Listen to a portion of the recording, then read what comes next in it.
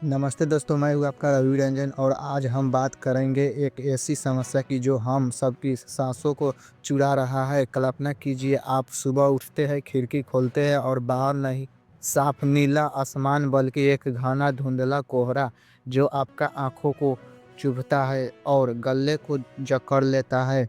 क्या ये सिर्फ मौसम है या मौत का धुआं? दिल्ली की हवा अब जहर बन चुकी है और अगर आप यहाँ रहते हैं तो ये खबर आपको पूरा देखनी चाहिए क्योंकि ये आपकी ज़िंदगी से जुड़ी है। क्या आप जानते हैं कि आज 24 दिसंबर 2025 को दिल्ली का एक्यूआई 414 के आसपास पहुंच गया है जो सीवियर कैटेगरी में है।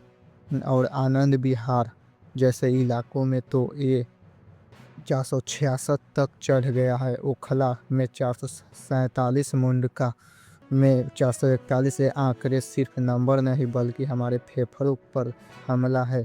क्या वजह है इसकी? क्या स्टबल बर्निंग फिर से दोषी है या शहर के लाखों वाहन और कंस्ट्रक्शन का धूल?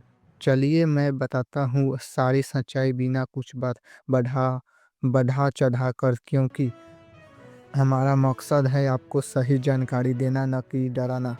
दोस्तों, आज सुबह से दिल्ली घने स्मॉग में डूबी हुई हुई है। विजिबिलिटी इतनी कम कि ट्रैफिक रुक रहा है, फ्लाइट्स लेट हो रहा है, लोग बाहर निकलते ही सा खांसी, आंखों में जलन और सांस की तकलीफ महसूस कर रहे हैं। बच्चे, बुजुर्ग और अस्थमा वाले सबसे ज़्यादा खतरे में है। सीपीसीबी के डेटा से पता चलता है कि 40 में से 27 स्टेशनों पर एक्यूआई 400 के पार है। मुख्य पॉल्यूटेड PM2.5 और PM10 है जो फेफड़ों में घुसकर बीमारियां फैलाते हैं।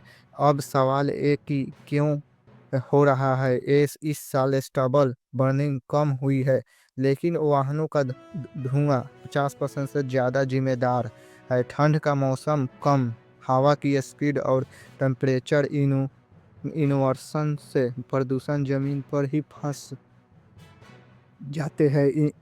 इंडस्ट्री कचरा जलाना और रोड डस्ट भी इसमें शामिल है। लेकिन क्या हम बस बैठकर देखें? नहीं, सरकार ग्रैफ के तहत कदम उठा रही है, जैसे कंस्ट्रक्शन पर रोक और वाहनों की चेकिंग। आप क्या कर सकते हैं? N95 मास्क पहने, बाहर कम निकले, खासकर सुबह शाम। घर में एयर प्यूरीफायर यूज करें और पेड़ लगाने में योगदान दें। क्या ये समस्या हमेशा रहेगी या हम इसे बदल सकते हैं?